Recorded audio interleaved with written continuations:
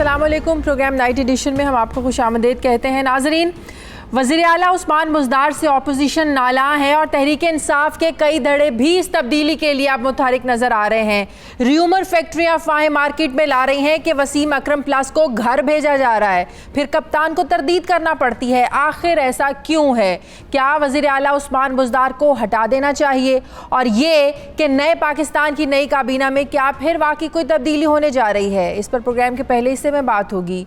Programme के दूसरे हिस्से में बात करेंगे कि फैटफ के साथ पाकिस्तान के हतमी मुज़ाकरात का आगाज़ सोमवार से होगा। क्या पाकिस्तान अब की बार फैटफ को मुतमईन कर पाएगा?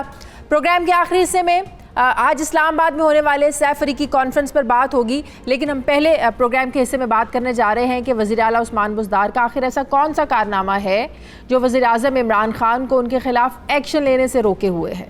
नाजरीन, वज़ीर आला उस्मान बुज़दार को लेकर तहरीक इंसाफ के रहनुमा ऑन रिकॉर्ड तो वज़ीर आज़म इमरान खान के फैसले का दिफा करते हमें नज़र आते हैं, लेकिन ऑफ द रिकॉर्ड वो ये बातें करते हमें नज़र आते हैं कि वज़ीर आला उस्मान बुज़दार की जो कारकर्दगी है ये ठीक नहीं है। इनकी कारकर्दगी पर नज़र दौड़ाई जाए तो वज़ीर आला हमें कोई काबिल जो कारकर्दगी है, खातिर ख्वाह कारकर्दगी जो है वो उनका कोई कारनामा हमें नज़र नहीं आता है पिछले एक साल में, जिसके बाद अब ये सवालात उठना शुरू हो गए हैं कि क्या वज़ीर आला उस्मान बुज़दार को हटा देना चाहिए।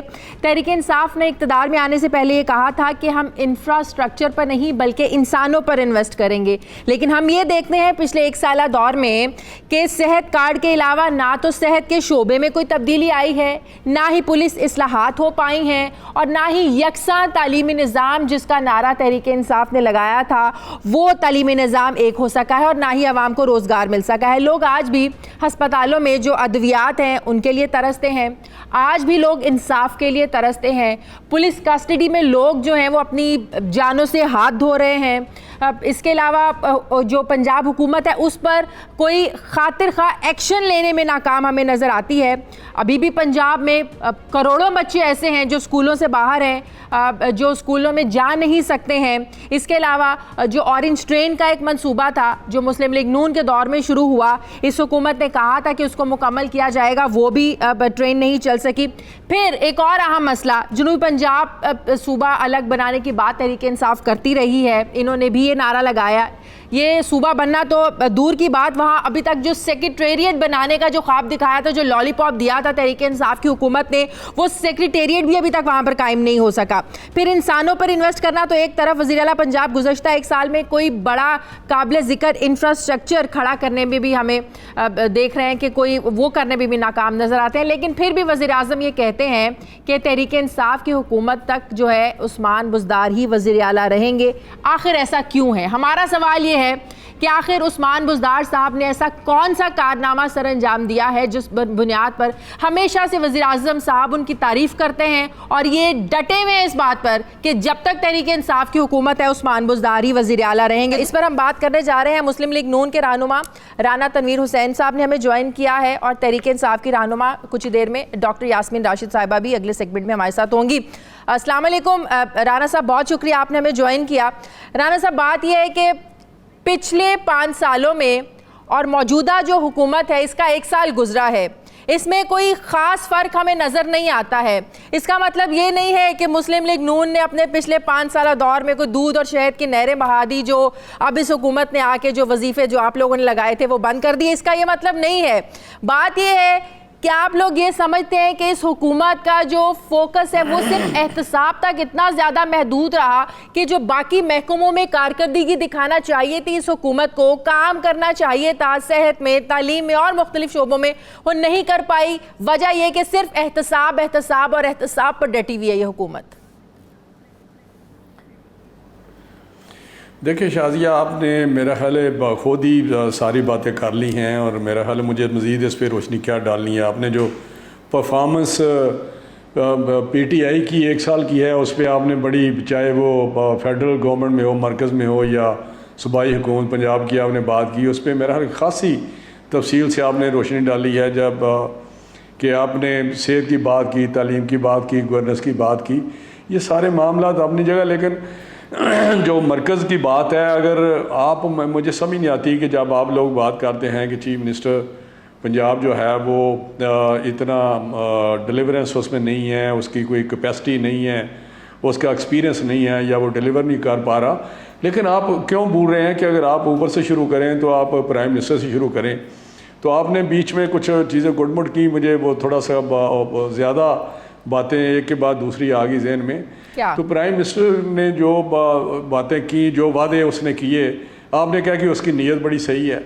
मैं कहता हूँ कि नीयत कौन सी उसकी सही है, कि कौन सा वो उसने वादा किया जिसके लिए उसके पैशन है, जिसके लिए उसकी कोई कमिटमेंट है, जिसके लिए उसने कोई पॉलिसी बनाई है या डायरेक्शन वो दी इस है। मुल्क से गुर्बत को अपनी खत्म करना गवर्नमेंट चाहते को। हैं, वो यकसानियत का निज़ाम लाना चाहते हैं, वो रियासत मदीना की बात करते हैं। शादिया, मैं एक मैं आपको बात बताऊं, पहले आप थोड़ा सा अंडरस्टैंड करें, जो बहुत ज़्यादा फैशन बन गया चाहते हैं।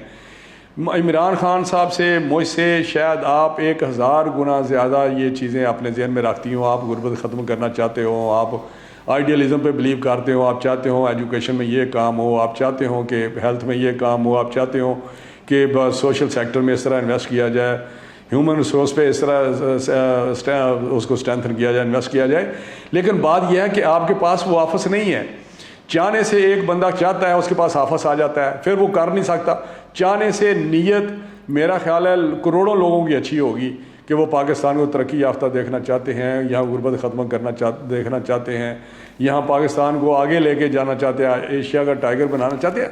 लेकिन मुझे बताएं, ये एक फैशन के तौर पे मीडिया को क्यों खबत हो गया है कि उसकी नीयत सही है?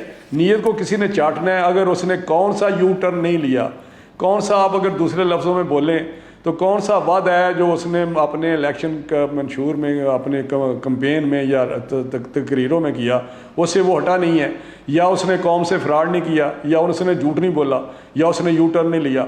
एक मुझे नाम बता दें, एक चीज़, सिर्फ एक पॉइंट आउट कर दें, कोई भी हो, चाहे इकनॉमिक पॉलिसी हो, चाहे गवर्नेंस की बात हो, चाहे मेरिट की बात हो, चाहे इंटरनेशनल लेवल की बात हो, जो भी आप किसी सेक्टर में भी आप जाएंगे, हेल्थ की बात हो, एजुकेशन की बात हो, आपको वहाँ स्वाय एक यू टर्न के या एक उस कमिटमेंट से हटने की और कोई बात नहीं होगी। उसकी टीम की चुनाव की टीम ने किसने सेलेक्ट करनी है, और वो इतने प्रेशर में है कि हर उसके पास सारे 40 चोर बैठे हुए हैं और वो कहता है कि जी बस मैं तो ये चाहता हूँ। भाई किस तरह चाहते हैं आप? वो आपने एहतसाब करें, लेकिन एहतसाब में आप अपनी बात ये राना साहब, आप अपनी एहतसाब राना साहब, बात ये है कि एक जो मजबूत ऑपोजिशन होती है ना, ये हुकूमत को टफ टाइम देती है, ये नज़र रखती है हुकूमत की कारकर्दगी पर, हुकूमत कर क्या रही है, हुकूमत को करना क्या चाहिए। लेकिन यहाँ पर मसला कुछ और है। यहाँ पर मसला ये है कि ऑपोजिशन एक तो यहाँ पर बटी हुई है, दूसरा ऑपोजिशन खुद अपने इतने करप्शन के केसेस में फंसी हुई है कि वो हुकूमत की कारकर्दगी पर नज़र क्या रखेगी। आप हुकूमत को टफ टाइम क्या देंगे? एक जानिब लॉन्ग मार्च करने की बातें की जाती हैं, तो दूसरी जानिब जो कभी APC बुलाने की बात की जाती है तो उसमें भी आपकी ऑपोजिशन बटी हुई नजर आती है, मुस्लिम लीग नून के अंदर दरारें पड़ी हुई नजर आती हैं। तो बात यह कि जब तक ऑपोजिशन एक नहीं होगी, जब तक आप लोग के पास कोई स्ट्रांग आर्ग्यूमेंट नहीं होंगे कि हमने अपने दौर में ये किया, आप लोगों ने अपने दौर में ये करने का वादा किया था, आप लोग क्यों नहीं कर सके? आप लोगों के पास स्ट्रांग आर्ग्यूमेंट नहीं है सिवाय इसके कि फलां का एहतसाब क्यों हो रहा है, फलां को जेल में क्यों डाला, फलां पर झूठा मुकदमा क्यों बना दिया। आप लोग भी तो इन्हीं चीजों में फंसे हुए हैं। नहीं शादिया, मैं ये भी इम्प्रेशन दूर करना चाहता हूँ, ये भी मीडिया का एक नैरेटिव है कि ये जब भी बात करते हैं, अपने केसों की बात करते हैं, जब भी ये बात करते हैं, एहतसाब की बात करते हैं, ये अपनी जगह बात एक साइड पे करते हैं। जब भी इंतकामी कार्रवाइयाँ होंगी, जब पॉलिटिकल विक्टिमाइजेशन होगी, तो डेफिनेटली ये बात आएगी। लेकिन आप असम्बली की प्रोसीडिंग उठा के देखें, आप लीडर ऑफ द अपोजिशन की स्पीचेस देखें, उसमें अगर 5-7 मिनट कोई केसेस की बात हुई है तो 1 घंटा उन्होंने जो नेशनल इश्यूज़ हैं उन पर बात की है। आप उठा के देखें। अगर आप ये बात करते हैं कि जी अपोजिशन बटी हुई है, अपोजिशन के मुख्तलिफ जमातें हैं, उसमें अपना अपना मंशूर है, लेकिन इस एजेंडे पे इकट्ठी है कि गवर्नमेंट को जहाँ डायरेक्शन उसकी सही नहीं, जहाँ वो कश्मीर का इशू हो, जहाँ उनकी गवर्नेंस का इशू हो, जहाँ इकनॉमिक पॉलिसी हो, उनको बिल्कुल टफ टाइम देंगे। और हमने पॉइंट आउट किए हैं कि यहाँ फला है, यहाँ फला है, यहाँ फला है। ये तो आप मान लें कि अपोजिशन बटी हुई है। चेयरमैन सेनेट के इलेक्शन में जो हुआ वो सब कुछ खुलकर सामने आ गया था। नहीं, वो बटी हुई नहीं है। लेकिन अगर मैं आपको बताऊं, आप इसको अदरवाइज क्यों नहीं देखते? कि आप ये क्यों नहीं देखते कि कैसी हुकूमत, जो पार्टी जिसने ये नारा लगाया था कि मैं बड़ी प्रिंसिपल्ड हमने करनी है, पॉलिटिक्स करनी है, वो जिसको वो कहते थे कि जी हॉर्स ट्रेडिंग हम नहीं करते, ये छांगा मांगा की बातें फलानी वो जाकर करते थे, वहाँ इन्होंने सबसे ज़्यादा बड़ी यहाँ हॉर्स ट्रेडिंग की है। ये उनकी ज़िम्मेदारी थी कि वो हेल्दी एक प्रेसिडेंट सेट करते। अगर वहाँ पे मेजॉरिटी 64 मेंबर्स उठकर, सेनेटर्स उठकर खड़े होते हैं कि हम मोशन को सपोर्ट करते हैं, तो उसके बाद मेरा लिए चेयरमैन सेनेट को बैठना नहीं चाहिए था। ठीक है, बहुत बहुत शुक्रिया। तनवीर हुसैन साहब हमारे साथ थे।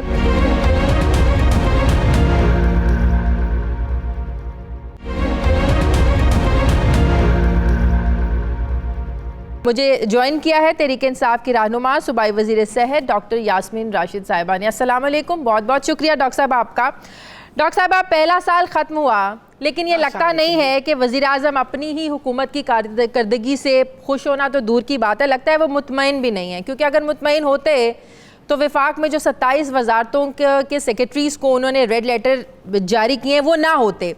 तो सवाल ये है कि अगर वफाक का ये हाल है तो पंजाब में भी कोई खातिर ख्वाह, बल्कि बिल्कुल भी कोई तब्दीली ऐसी नज़र नहीं आती है जिसमें हम ये कह सकें कि शायद पंजाब में भी कुछ बदलने की ज़रूरत नहीं है। काबीना और बुज़दार साहब समेत आप नहीं समझते कि आप वाकई ही हो सके तो काबीना को भी बदलने की ज़रूरत है, वज़रा को भी बदलने की ज़रूरत है और वज़ीर आला को भी बदलने की ज़रूरत है? हमें तो इस सवाल का जवाब नहीं मिलता है कि आखिर क्यों खान साहब ये डटे हुए हैं कि जब तक तहरीक इंसाफ की हुकूमत रहेगी बुज़दार साहब ही वज़ीर आला रहेंगे। कोई एक कारनामा तो बता दें उनका। मेरा ख्याल है शाजिया, मैं काफ़ी देर से सुन रही हूँ, पहले आपकी बात सुनी, फिर तनवीर साहब की बात सुनी, और ये आपका कहना कि क्या किया है हमने, मेरा ख्याल है हमसे पूछ ही लेते, फिर उनसे भी जवाब ले लेते। मैं अगर सिर्फ सेहत के मसले में अगर बात करूं पंजाब के अंदर, तो मैं आपको ये बताती चली जाऊं कि जब हमने सेहत को लिया, the portfolio was given to me, तो उस वक़्त 50% कमी थी ह्यूमन रिसोर्स की, यानी डॉक्टर्स, नर्सेज, पैरामेडिकल। हमारे आने के बाद अब तक हम 22,000 बंदे भर्ती कर चुके हैं। ये छोटा नंबर नहीं है, इसके अंदर 14,000 डॉक्टर्स हैं, इसके अंदर तकरीबन 4,000 नर्सें हैं, इसके अंदर इस वक्त 5,000 नए पैरामेडिकल स्टाफ रखा जा रहे हैं। मेरा ख्याल है जिस बात की आप उस वक्त वजाहत कर रही थी, तो मैं आपको ये बताना चाह रही हूँ कि इतने बड़े फकदान के साथ इन्होंने क्या खाक मट्टी सेहत का शोबा चलाना था? इनसे सेहत का शोबा नहीं चल सकता था। ये सेहत का शोबा तो अब हम आए हैं, हमारे आने बाद ये सारे लोग रखे गए और इतने ट्रांसपेरेंट तरीके से रखे गए और मेरिट के ऊपर रखे गए कि आपने कभी एक शिकायत नहीं सुनी।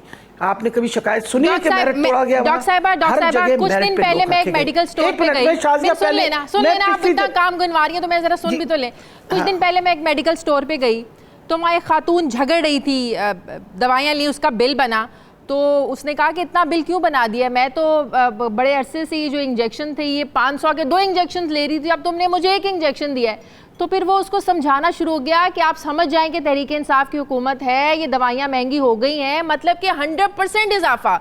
जो इंजेक्शन वो 250 रुपये का औरत लेके जाती थी वो 500 का एक इंजेक्शन लेके गई। फिर वो बेचारी इतनी मजबूर थी, उसने कहा भाई मेरे पास तो इतने पैसे नहीं है, मैं एक इंजेक्शन लगा के गुजारा कर लूँगी। तो ये अभी सेहत का हाल जो आप बता रही हैं, अभी जो तब्दीली आप बता रही हैं वो नजर नहीं आती। शाजिया, आपने सुन लिया ना? जी। अच्छा, नहीं आपको तो नहीं नज़र आ रही होगी, पर मैं आपको बता रही हूँ कि इस मरतबा जो हमारा बजट है, सिर्फ दवाई का बजट जो है वो 32 अरब रुपए की हम दवाई जो है ख़रीद रहे हैं, जो हमारी सारे हॉस्पिटल्स के अंदर सप्लाई हो रही है। इम्पॉर्टेंट चीज़ है, अब तक हमने 28 अजला के अंदर इंश्योर कर दिया है कि हेल्थ कार्ड्स दे दिए गए हैं उन लोगों को जो गुर्बत की सतह से नीचे रह रहे हैं। 72 लाख लोगों में कार्ड बंटने हैं, 72 लाख फैमिलीज़ के अंदर, और ऑलरेडी जो 50 लाख फैमिलीज़ के अंदर कार्ड बट रहे हैं 28 अजला के अंदर, उसमें से 90,000 लोगों ने ऑलरेडी ये सहूलत ले ली है। आप जब कहेंगी ये सारे स्टेटिस्टिक्स ला के मैं आपको, अब आ गया दवाइयों का मसला जो हर मरतबा हमारे ऊपर, इसके ऊपर हमारे सर पे बोझ डाला जाता है। ये पिछले साल 2018 की अप्रैल के अंदर सुप्रीम कोर्ट ने डिसीजन दिया था और इनको कहा था, ये इस हुकूमत को, जो पिछली हुकूमत है, कि तुम इनकी कीमतें बढ़ाओ। इन लोगों ने सिर्फ इस वजह से, और वो कीमतें इन्होंने इस वजह से कि 2003 के बाद कभी दवाइयों की कीमत नहीं बढ़ी, एक दफ़ा 2009 में बढ़ी, और उन लोगों ने कहा था कि लाइफ सेविंग ड्रग्स जो हैं हम विड्रॉ कर लेंगे, दवाइयाँ विड्रॉ कर लेंगे। उसके बावजूद इन्होंने वो नहीं बढ़ाई। जून का महीना में आ गए इंटरिम गवर्नमेंट, उसके बाद हमें कोर्ट ने बुला के, आपको भी पता है इस बात का, मैं कितनी दफ़े सुप्रीम कोर्ट में गई, कोर्ट ने कहा कि ये ऑर्डर हमने दिए थे और उन्होंने एग्री किया था आप ये कीमतें बढ़ाएं। अब मकसद ये है कि जितनी कीमत की बात 12% की थी, आपको पता है जिस तरह के हमारे लोग हैं उसकी एडवांटेज लेते हुए बहुत सारे लोगों ने बहुत ज़्यादा कीमत बढ़ाई। 58 फार्मास्यूटिकल कंपनीज को जुर्माना किया गया। इमरान खान साहब बार बार इस बात पे इंसिस्ट करते हैं कि वी शुड इंश्योर कि दवाई जो है प्रॉपर प्राइस पे बिके। अब आ गया मसला जहाँ तक सेहत का, ये पहली दफ़ा हुआ है कि 93% बेसिक हेल्थ यूनिट्स, पहले आप मेरी बात सुन लीजिए, बेसिक हेल्थ यूनिट्स में पहली दफ़ा जब से पाकिस्तान बना, पहली दफ़ा 93% बेसिक हेल्थ यूनिट्स के अंदर इस वक्त डॉक्टर मौजूद है। कोई कह दे इससे पहले कभी इतने डॉक्टर मौजूद थे, वजह ये थी कि आज तक कभी किसी ने इस तरफ ध्यान ही नहीं दिया था। अब आ गया मसला, एक सवाल का जवाब दे, आखिरी सवाल का जवाब दे दें। कितने नए अस्पताल बनाए, इस वक्त हम 9 नए अस्पताल बना रहे हैं। ठीक है जी, बात तो फिर अब सुन लीजिए ना। ठीक है। आपने इतनी बड़ी हम पे इल्जाम लगा दिया कि हमने कुछ किया ही नहीं है, कम से कम सुन तो लीजिए अब हमारी बात, क्योंकि ग्राउंड रियलिटीज हमें भी नजर आ रही हैं। मुलाजिम आपके घर भी होंगे, हर जगह काम करते हैं, जब हम देखते हैं उनकी हालत नहीं बदली है, वो जो रोना पिछले 5 सालों में रोते रहे हैं वो आज भी वही रोना रो रहे हैं, उनकी जिंदगियों में कोई तब्दीली नहीं आ रही है। आगे बढ़ते हैं, बताइएगा कि बुज़दार साहब की तब्दीलियों की खबरें क्यों इतनी ज़्यादा सरगर्म हो रही हैं? आपके वज़ीर आज़म साहब को ये जवाब देना पड़ता है कि नहीं जी, जब तक तहरीक इंसाफ की हुकूमत है बुज़दार साहब जो है ना वो वज़ीर आला रहेंगे। क्यों तहरीक इंसाफ के कुछ अपने पार्टी के लोग भी चाहते हैं कि बुज़दार साहब को बदल जाना चाहिए? नहीं, मेरा ख्याल है शाजिया, देखिए मैं हेल्थ का, सेहत का मेरे पास शोबा है और मेरे पास 2 मिनिस्ट्रीज़ हैं, प्राइमरी और सेकेंडरी हेल्थ केयर की और टर्शियरी केयर की। मेरा ख्याल है इतना कोऑपरेटिव और जितने मेरा ख्याल है वक्त वो हमें हमारे हर मसले को सुनने के लिए देते हैं, शायद ही इससे पहले कभी किसी चीफ मिनिस्टर ने इतना वक्त दिया हो। हर मसला हमारा हल होता है और मकसद ये है कि जो चीफ मिनिस्टर ऊपर बैठे हुए हैं, वज़ीरों ने काम करना है ना, हमारा काम है कि हम अपने महकमे की जो कोताहियाँ या कमियाँ हैं वो पूरी करें और जहाँ तक उनका ताल्लुक़ है, जहाँ हमें कोई रुकावट हो हम उनके पास जाएं। और मैं आपको ये बताती हूँ, आज तक कभी नहीं हुआ कि मैंने उनको किसी बात के बारे में बताया हो, उनकी उस चीज़ की निशानदेही की हो और उन्होंने इमीडिएट रिस्पॉन्स ना दिया हो। मेरा तो उनके साथ बहुत अच्छा एक्सपीरियंस रहा, ना कभी मुझे कोई शिकायत है, सिर्फ इस वजह से कि फॉर एग्जाम्पल कोई मौजू हो, चाहे उसके अंदर पैसों का मसला हो, बजट का मसला हो, चाहे उसके अंदर हमारे लॉज का मसला हो, he has always been most responsive. और मेरा ख्याल है हर वजीर यही चाहता है कि हमारे पास जो चीफ मिनिस्टर साहब हों वो ऐसे हों जो हमारे सर पे हाथ रखें और जो हम काम कर रहे हैं वजीरों के सर पे हाथ रखें, वजीरों को सेटिस्फाइड रखें, वजीरों को कोई शिकायत नहीं हो। लेकिन कभी आवाम से जाके पूछे, उनको बहुत शिकायत है, उनको बहुत शिकायत है, आवाम को बहुत शिकायत है। डॉक्टर साहिबा शुक्रिया, डॉक्टर साहिबा बहुत शुक्रिया। मुझे प्रोग्राम में एक ब्रेक लेनी है, वक्त कम है मेरे पास। नाज़रीन, ब्रेक के बाद जब वापस आएंगे तो बात करेंगे कि क्या पाकिस्तान फेटफ को मुतमईन करने में कामयाब रहेगा या नहीं। वापस आते हैं एक छोटे से वक्फे के बाद।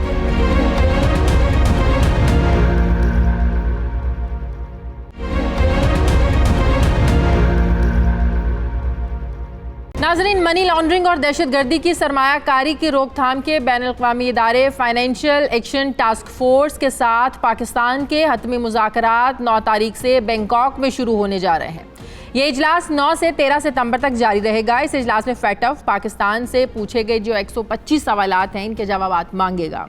पाकिस्तानी वफ़द की क़यादत वफाकी वज़ीर इक़्तिसादी उमूर हमाद अज़हर करेंगे, जबकि पाकिस्तानी वफ़द फेटफ इजलास में मनी लॉन्ड्रिंग और दहशतगर्दों को फाइनेंसिंग के हवाले से मुल्की सतह पर जो इक़दाम किए गए हैं इस बारे में आगाह करेगा। पाकिस्तानी वफ़द दीगर ममालिक से गैर कानूनी असासाजात समेत जराइम पेशा अफराद के हवाले से की गई मालूमात के तबादले पर भी ब्रीफिंग देने जा रहा है। जबकि मनी लॉन्ड्रिंग के हवाले से पाकिस्तान में पकड़े गए मुल्ज़मान के खिलाफ कार्रवाइयों के बारे में फेटफ को एतमाद में लिया जाएगा। पाकिस्तान और APG के दरमियान, एशिया पैसिफिक ग्रुप के दरमियान ये आखिरी इजलास होगा। इसके बाद फिर अक्टूबर में होने वाले फेटफ के इजलास में पाकिस्तान को ग्रे लिस्ट में रखना है, निकालना है या फिर ब्लैक लिस्ट करना है, इस बारे में हतमी फैसला होगा अक्टूबर में।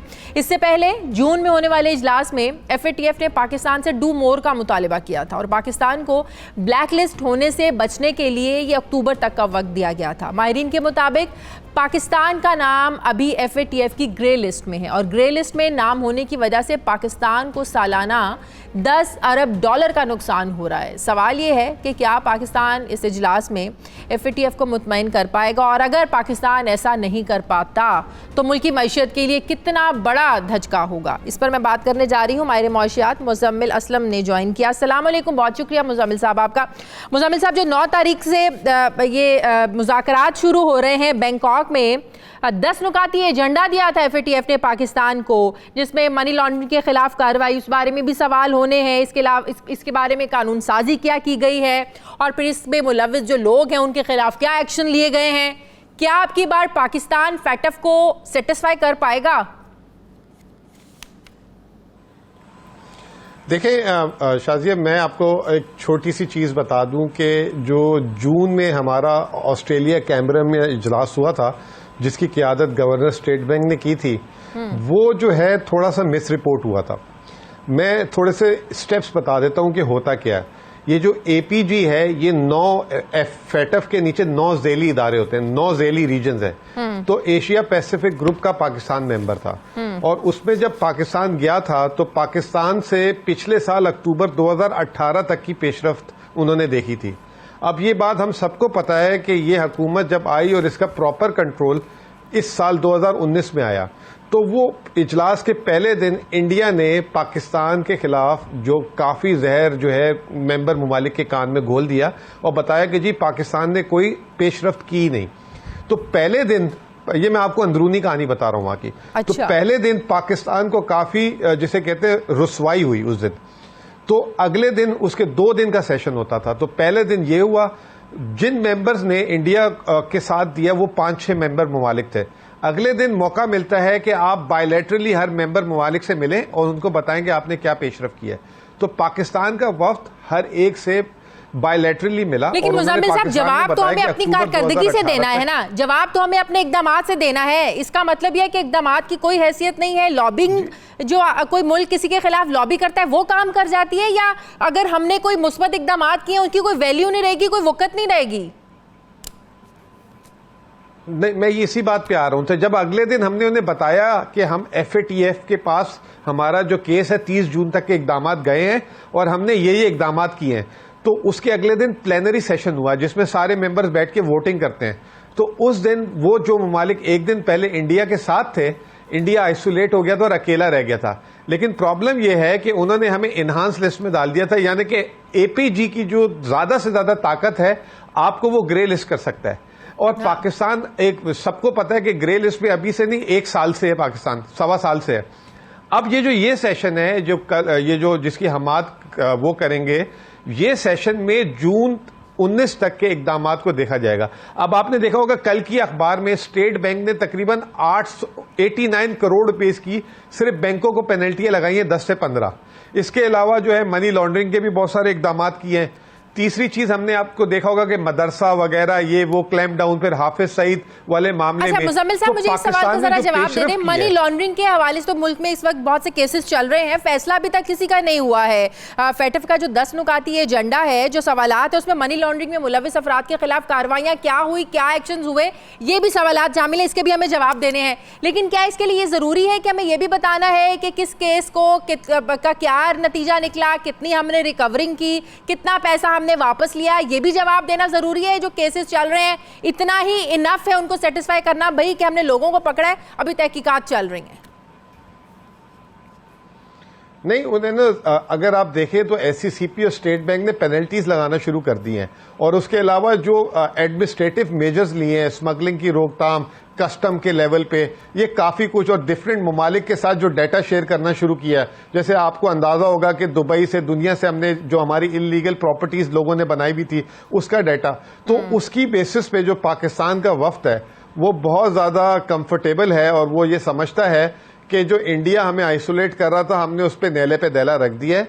और असल फैसला जो है वो अक्टूबर में जो फ्रांस में जो मीटिंग होगी, प्लेनरी सेशन, उस पे जो है होगा। और उसमें पाकिस्तान ऑलरेडी दोस्त ममालिक से भी बात कर रहा है, चाइना से, टर्की से, सऊदी अरब से, और अगर एक भी मेंबर ने पाकिस्तान के हक में वोट दे दिया तो हम पहली बात यह कि ब्लैकलिस्ट नहीं होंगे। तो हादस इम्कान ये कि बहुत हुआ तो हम ग्रे में रहेंगे या व्हाइट लिस्ट में निकलना है। दूसरी एक बात ये नहीं कि ब्लैक लिस्ट हो जाए, हमें ग्रे से भी तो निकलना जरूरी है। जी जी बिल्कुल निकलना जरूरी है और हमने इकदाम किए, हम डिजर्व करते हैं। एक चीज ये कि ये जो 10 अरब डॉलर का फिगर है, मैं थोड़ा सा इस पे एग्री नहीं करूंगा। मैं ये कहूंगा उसकी वजह यह कि पाकिस्तान की 72 साल तारीख में सबसे ज्यादा जो बैरूनी सरमायाकारी एक साल में आई है वो 5 अरब डॉलर आई है। पिछले एक साल 1.5 साल में 1.5 अरब डॉलर आई, और अगर PMN की हुकूमत का देखा जाए तो वो 2.5 अरब डॉलर की एवरेज थी। तो ये 10 अरब डॉलर का भी एग्जैजुरेटेड नंबर है, इसमें कोई हकीकत नहीं है कि पाकिस्तान को इस वजह से 10 अरब डॉलर का नुकसान हुआ है। बहुत बहुत शुक्रिया मुजम्मिल असलम, माहिर मुआशियात हमारे साथ थे। मुझे प्रोग्राम में एक ब्रेक लेनी है। ब्रेक के बाद जब हम वापस आएंगे तो बात करेंगे कि अफगान अमन मामला तवालत का शिकार आखिर क्यों हो रहा है। वापस आते हैं एक छोटे से वक्फे के बाद।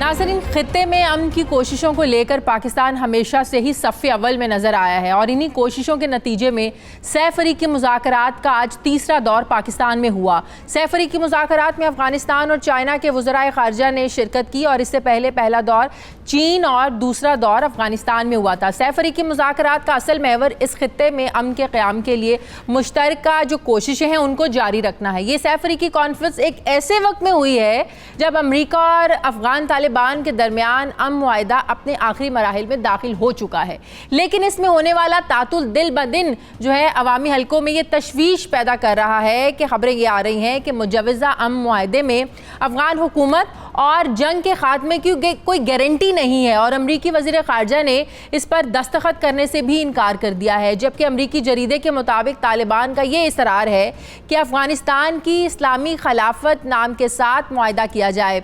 अमरीका का ऐसा करना तालिबान को सियासी तौर पर तस्लीम करना होगा, लेकिन ये किसी भी सूरत में अफगानिस्तान में मौजूद अफगान हुकूमत के हक में नहीं होगा। सवाल ये है कि क्या सैफरीकी मुज़ाकरात अफगान अमल जो मामला है इसको पाया तकमील तक पहुँचाने में कारआमद साबित हो सकते हैं। दूसरी जानिब पाक भारत कशीदा सूरत हाल को लेकर अमरीका की सेंट्रल कमांड के सरबराह जनरल केन मैकेंजी जूनियर अपने 17 रुकनी दिफाई वफ़द के साथ अहम दौरे पर पाकिस्तान पहुँचे हैं, जबकि खबरें ये हैं कि अगले हफ्ते अमरीकी महकमा दिफा का आला सतही वफ़द पाकिस्तान आ रहा है, जहाँ वो पाकिस्तान के सियासी और फौजी हुकाम से अहम मुलाकातें करेगा। अमेरिका के आला सतह के दिफाई वफूद की पाकिस्तान आमद पर कश्मीर के मामले पर क्या किसी पेशरफ्त का इम्कान है? क्या ये जो मुलाकातें हैं किसी पेशरफ्त का पेशखैमा साबित हो सकती हैं? इस पर मैं बात करूंगी।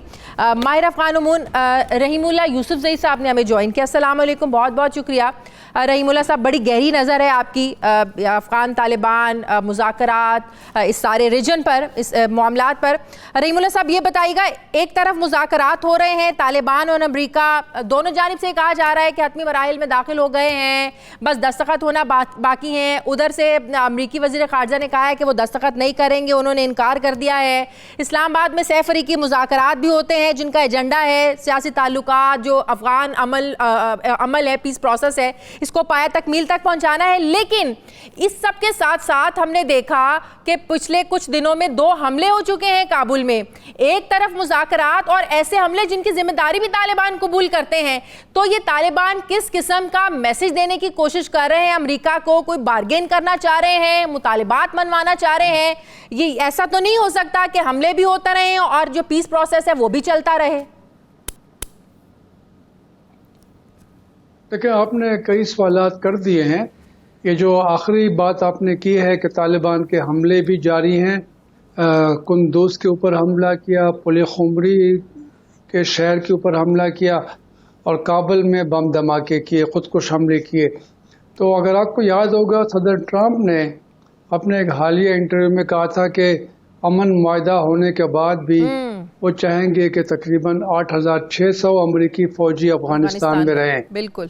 उसके ऊपर तालिबान ने एतराज़ किया और मेरे ख्याल में उन्होंने उसके बाद जो ये बड़े बड़े हमले किए, ये पैगाम देना है कि अगर आप अपनी फ़ौज को पूरी तरह नहीं निकालेंगे तो हम इसी तरह जंग करते रहेंगे। ये मेरे ख्याल में एक पैगाम दिया गया है।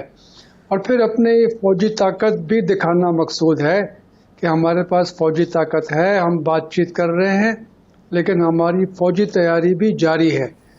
एक और जो आपने बात की कि सैफ फरीकी जो एक यहाँ पे इजलास हो रहा है इस्लामाबाद में अफगानिस्तान, चीन और पाकिस्तान के वज़राए ख़ारजा का, तो ये तो 2017 में चीन का एक इनिशिएटिव था। चीन की ख्वाहिश थी कि वो अफगानिस्तान और पाकिस्तान को ताल्लुकात को बेहतर बनाने के लिए कोशिश करे, कोई सालिश ही करे। तो ये वही सैफ फरीकी कमीशन का इजलास बीजिंग में हुआ, काबुल में, और अभी ये तीसरे साल पाकिस्तान में हो रहा है। तो ये ठीक है, एक बड़े अहम मौके पे इजलास हो रहा है, लेकिन ये पहले से एक इनिशिएटिव है जो चल रहा है। रहीमुल्लाह साहब, लेकिन अगर ये मुआहदा हो भी जाता है तो ये बताइएगा कि इस बात की क्या गारंटी है कि वहां पर अमन हो जाएगा? और आप नहीं समझते कि सबसे बड़ा चैलेंज होगा इस मुआहदे पर अमल करवाना? 9वां दौर है, 9 दौर हो चुके हैं, आपको भी पता है कि इतना ज्यादा, इतने लंबे डायलॉग जो है अफगानिस्तान के मामले पर लेकर कभी नहीं हुए हैं। तो आप समझते हैं कि बहुत बड़ा चैलेंज होगा इस पर अमल करवाना अगर ये मुआहदा हो जाता है?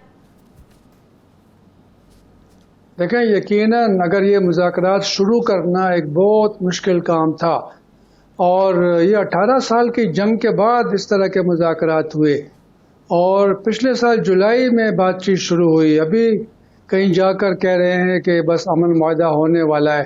आप देखें, 9 दौर हुए, ये अभी एक समझ लें कि मिनी 10वां राउंड भी हो चुका है। ये एक जो मुलाकात हुई है तालिबान की, जो उनके रहनुमा है मुल्ला अब्दुल गनी बिरादर और ज़ल्मे खलीलजाद की, और एक और मुलाकात हुई है जो कल हुई, उसमें कतर के वज़ीर ख़ारजा भी शामिल थे। इसका मतलब ये कि कतर इसमें कोशिश कर रहा है कि इनकी आपस में बात आगे बढ़े। तो मेरे ख्याल में अभी तक कोई भी फरीक मुज़ाकरात से पीछे नहीं हटा। कोई भी जर्नैल ये नहीं कहता कि मैं जंग हार रहा हूँ। अभी तक 17 अमरीकी जर्नैल अफगानिस्तान में कमांड कर चुके हैं। मुझे याद है तकरीबन हर जर्नैल ने कहा कि हम जीत रहे हैं, और हर जर्नैल ने कहा कि हमें मजीद फौजी भी चाहिए।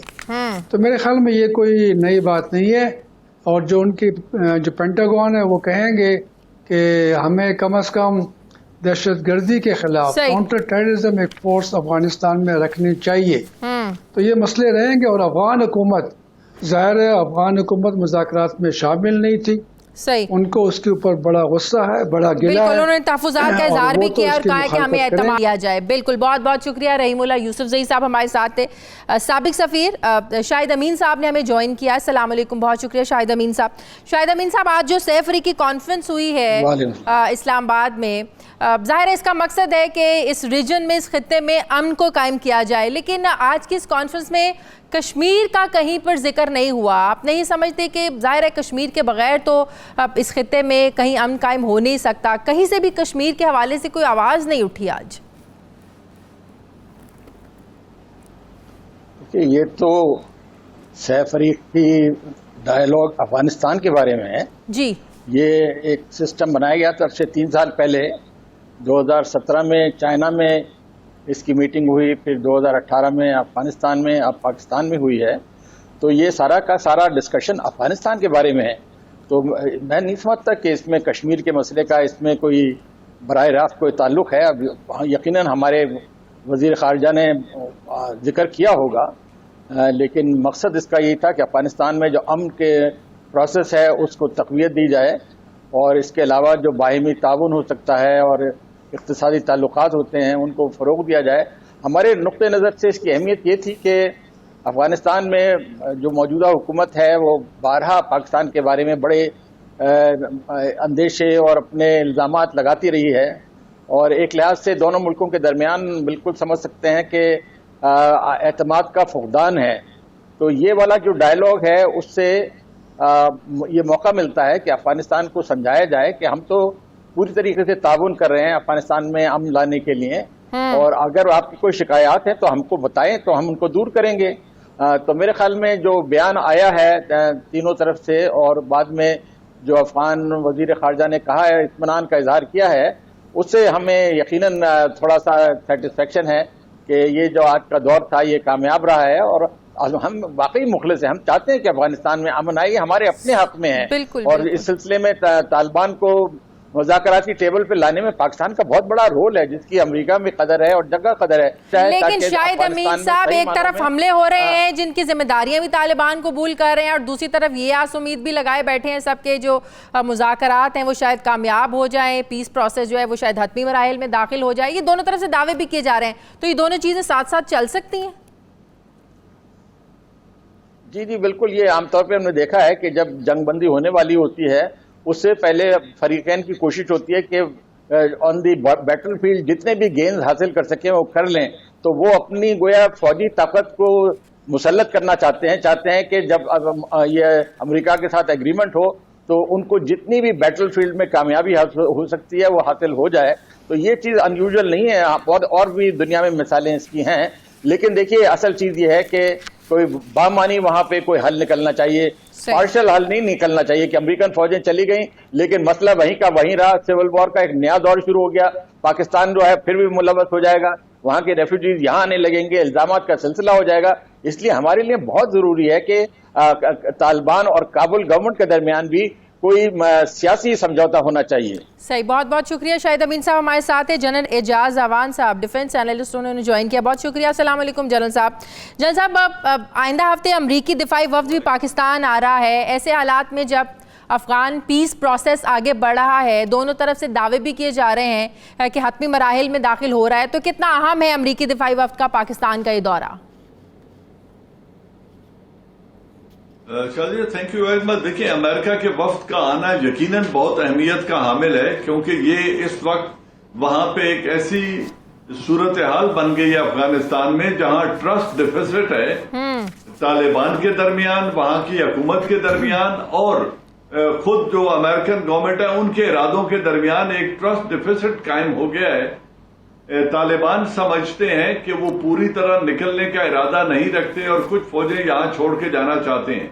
जो अफगान आर्मी है वो चाहती है कि अमेरिकन कुछ न कुछ कंपोनेंट वहां पे रहे, एक उनको तहफुज रहेगा, दूसरा उनके जो फौजी अखराजात हैं जो फौज को और एडमिनिस्ट्रेटिव सेटअप को चलाने के लिए चाहिए, तकरीबन $4.6 बिलियन का एक एस्टिमेटेड खर्चा है हर साल का, उनको वो चाहिए। तो वो चाहते हैं जब तक ये नहीं होगा तो जो अफगान आर्मी है वो एक मुत्तहिद आर्मी होकर डिसिप्लिन अदारा नहीं रहेगी और हो सकता है वो डिसइंटीग्रेट होकर अपने अपने वॉरलॉर्ड्स को ज्वाइन कर ले और फिर मुल्क में वही खाना जंगी शुरू हो जाए। तो एक तरफ जो अफगान गवर्नमेंट है उसकी ये उम्मीदें हैं, दूसरी तरफ उनको कहा जा रहा है तालिबान को कि वो सीज फायर करें। वो सीज फायर करके अपनी जो उनके फाइटर्स हैं उनको डिसइंटीग्रेट नहीं करना चाहते, वो अपनी फौज को इंटैक्ट रखना चाहते हैं ताकि जब नया सेटअप बने तो उनके पास एक कुव्वत मौजूद हो अपने आप को असर्ट करने के लिए। तो ये जो तीनों के दरमियान एक ट्रस्ट डिफिसिट पैदा हो गया है। और इसको भी लेकर जो ट्रंप का बयान था कि मुकम्मल मुआहदा हो भी गया तो अमरीकी अफवाज जो हैं कुछ 8,600 ये अभी वहां पे रहेंगे जो अमरीकी फौजी हैं, जिसके बाद एक बड़ा स्ट्रॉन्ग रिएक्शन आया था तालिबान की तरफ से कि अगर इस तरह की शराइत आएंगी तो ये मुआहदा आगे नहीं बढ़ सकता। तो आप नहीं समझते कि अगर ये डेडलॉक बरकरार रहता है तो ये पीस प्रोसेस आगे नहीं बढ़ सकता? पीस प्रोसेस बढ़े या न बढ़े, अमेरिका का जाना ठहर गया है। उन्होंने अपनी इंटेंशन जाहिर कर दी है और खुद प्रेसिडेंट डोनाल्ड ट्रंप को अपनी सियासी साख बचाना ज्यादा अजीज है बजाय इसके कि वो अफगानिस्तान के अमन के बारे में ज्यादा वरिड हों। और वो कह भी चुके हैं कि मैं जब चाहूं निकलना चाहूं तो I will leave them as they are और मैं निकल जाऊंगा। तो उन्होंने नए अपने इंतखाबात से पहले निकलने का इरादा कर लिया है। तालिबान इस बात को भांप चुके हैं और अशरफ गनी के जो यूनिटी गवर्नमेंट है वो इससे परेशान है कि अगर अमेरिकन पूरे के पूरे सारे निकल गए तो फिर अमन कैसे कायम होगा। तो ये एक ऐसी कैफियत है जिसपे हो सकता है बैठ के कोई एग्रीमेंट हो जाए, कोई अरेंजमेंट हो जाए और हो सकता है कि अमेरिका कुछ माली जिम्मेदारियां निभाने के लिए आमादा हो जाए और ये विड्रॉल बतदरीज उसको 3-4 एक साथ में कर दिया जाए तो शायद। तो ऐसे में सदारती इंतखाबात होते हुए लग रहे हैं आपको या वो भी डिले का शिकार होंगे? मुझे लगता है, मेरा जाती ख्याल ये है कि वो एक दफा फिर डिले हो जाएंगे अफगानिस्तान में, क्योंकि इंतखाबात तक अगर कोई स्टेबिलिटी नहीं आती और ये जो तालिबान हैं वो अशरफ गनी गवर्नमेंट को नुमाइंदा हुकूमत नहीं समझते और वो नहीं चाहते कि उनकी मौजूदगी में इंतखाबात हों और एक फेयर प्ले ना आए सामने। तो वो चाहते हैं एक इंटरिम सेटअप बन जाए और वो इंतखाबात कराए, जो अगले महीने तक तो होता नजर नहीं आता। लिहाजा मुझे लगता है कि इंतखाबात मजीद 3 से 4 माह के लिए शायद डिले हो जाएंगे। ठीक है, बहुत बहुत शुक्रिया जनरल रिटायर्ड एजाज अमान साहब। नाज़रीन, ये था हमारा आज का प्रोग्राम के लिए हमें फीडबैक ज़रूर दीजिएगा। मेरी आपसे मुलाकात होगी कल। अपना ख्याल रखिएगा, मुझे इजाज़त दीजिए। अल्लाह हाफ़िज़।